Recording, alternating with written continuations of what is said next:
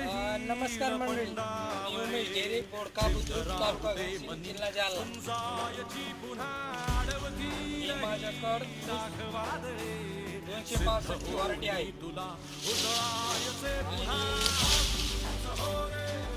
याला मी खताचा वापर पक्षी आता पावसाळ्यामध्ये दुसरा डोस कंप्लीट झाला 40 दिवसाला मॅट दिलेला आहे.